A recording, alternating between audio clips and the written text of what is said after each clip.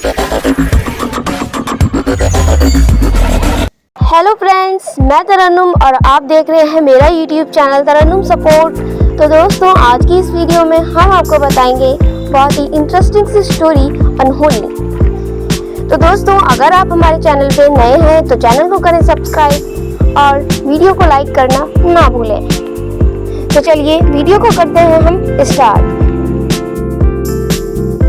राजा मंगल सेन नाम का राजा पृथ्वीपुर राज्य पर राज करता था। मंगल सेन को अपने बगीचों में घूमने का बड़ा ही शौक था। उसे जब भी समय मिलता वह अपने बाग बगीचों की सैर करने को निकल जाता। प्रकृति के बीच में समय गुजारना उसे बड़ा ही अच्छा लगता था।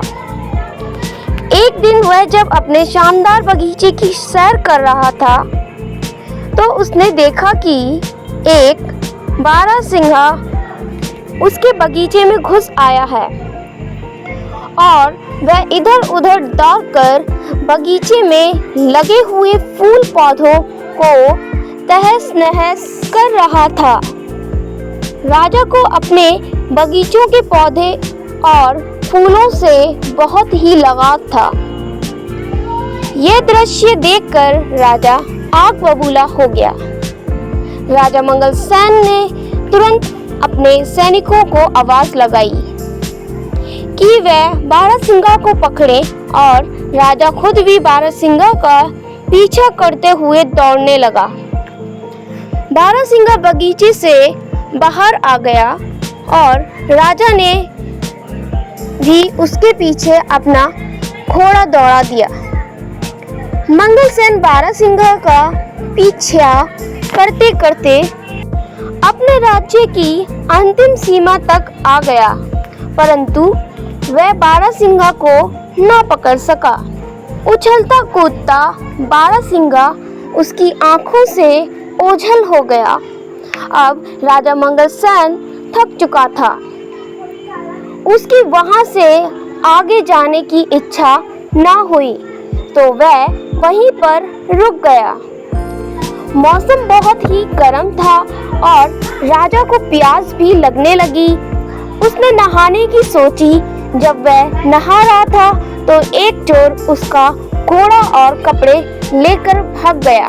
चोर अपने पुराने कपड़े वहीं पर फेंक गया। राजा के लिए अब बहुत ही खराब हालत हो गई थी।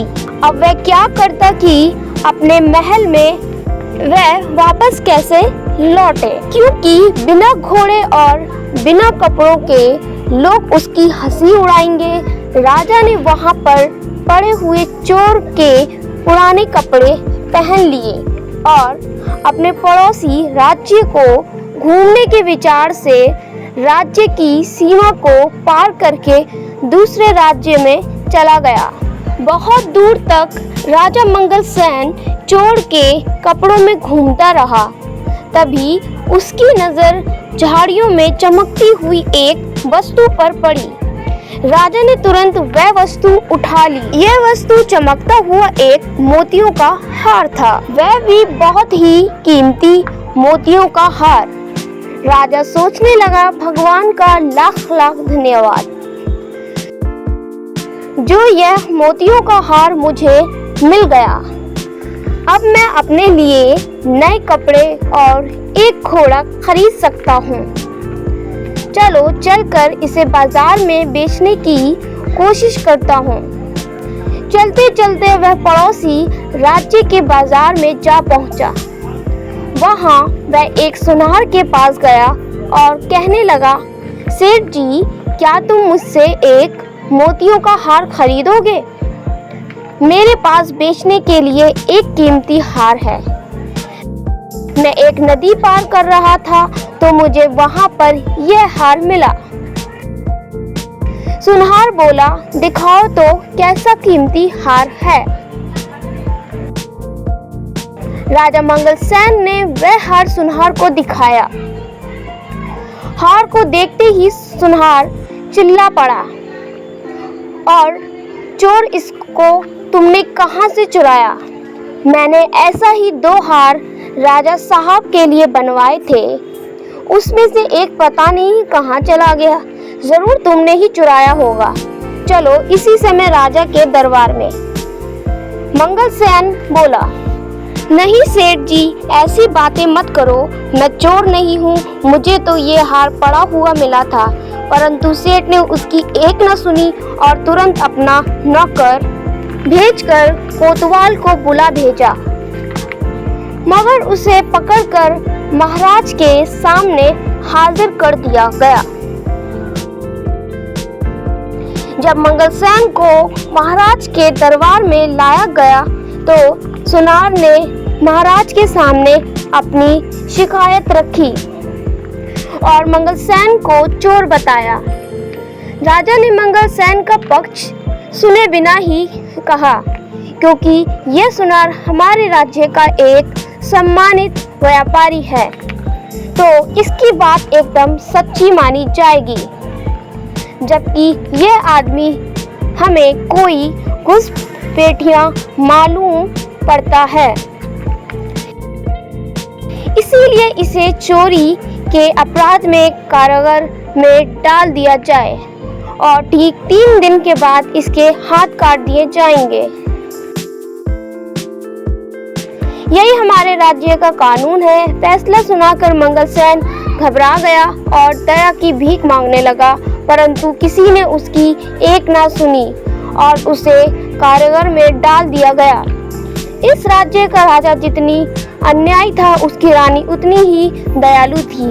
जब रानी को यह सारी बात मालूम हुई तो उसने राजा से कहा, महाराज, आप इतना बेरहम हुक्म कैसे दे सकते हैं, जबकि इस मामले में कोई गवाह भी पेश नहीं किया गया और न ही आपने उसे अपराधी को अपना पक्ष रखने दिया।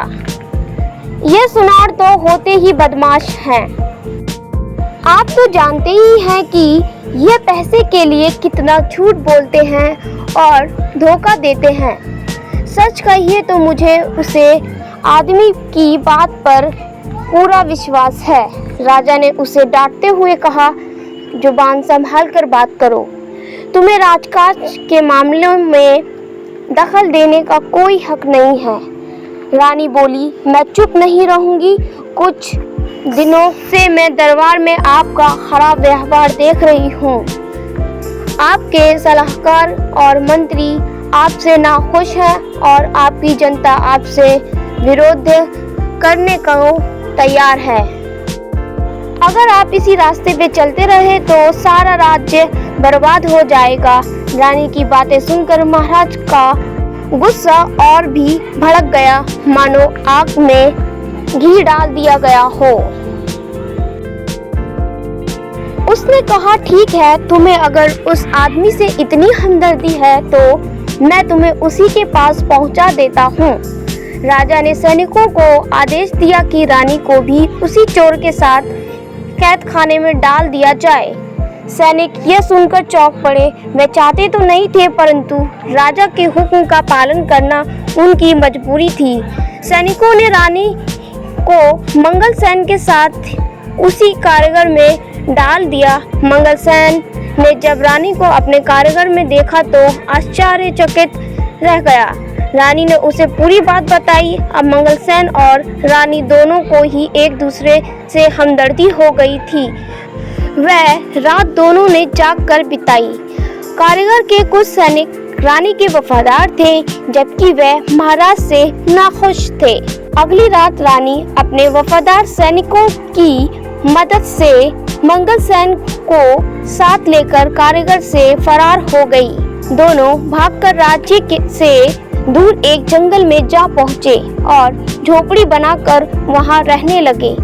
मंगलसेन को कारागार में बहुत ही यातनाएं दी गई थी, जिसकी वजह से वह अस्वस्थ रहने लगा था। रानी ने उसकी बहुत ही सेवा की, जब तक कि वह मंगलसेन ठीक नहीं हो गया। जल्दी ही रानी मंगलसेन को पसंद करने लगी।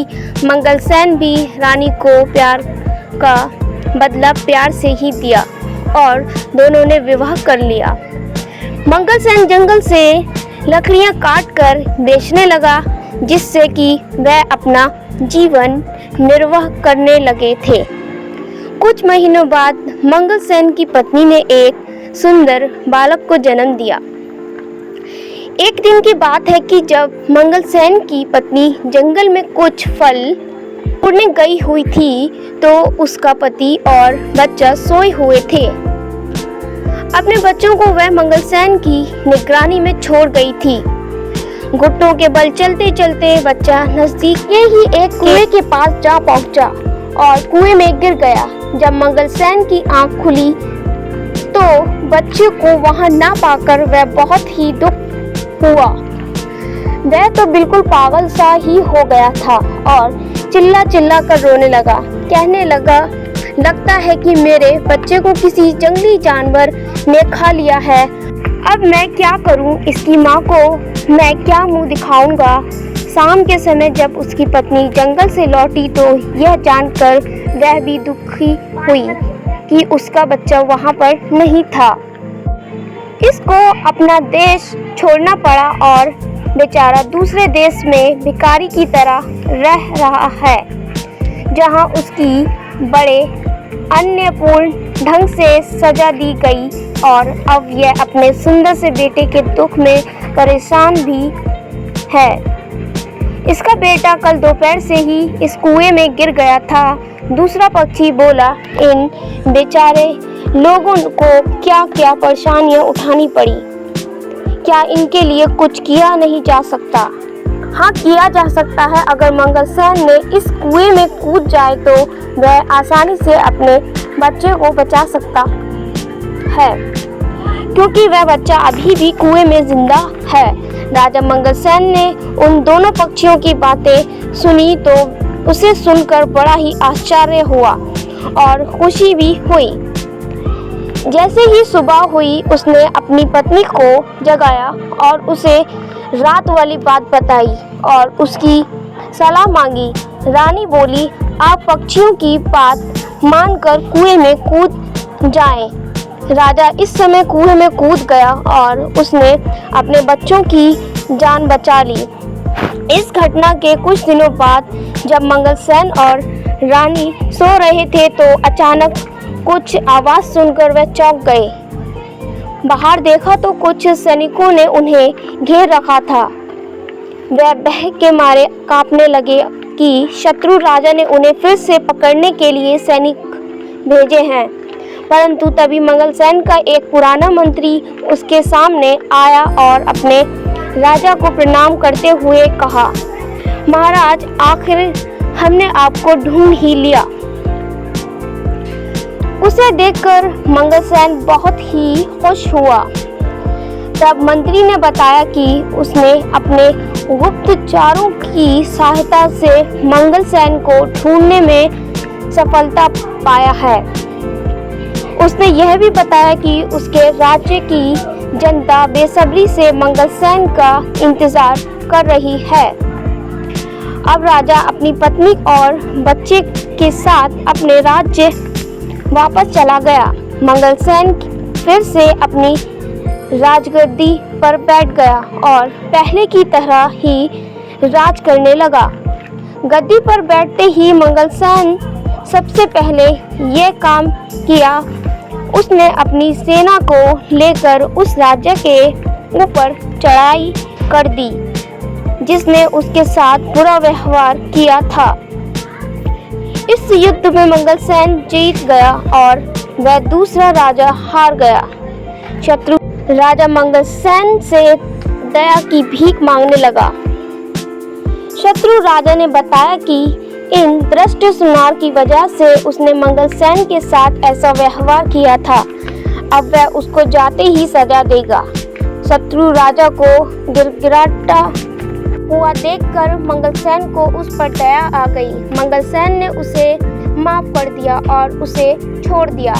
उसके बाद सारे राज्य में शांति और खुशहाली फैल गई। मंगलसेन अब अपनी पत्नी और बच्चे के साथ एक खुशहाल जीवन बिताने लगा। सारी प्रजा अपने राजा के साथ साथ नई रानी और उसके बच्चे को पाकर भी बहुत प्रसन्न थी।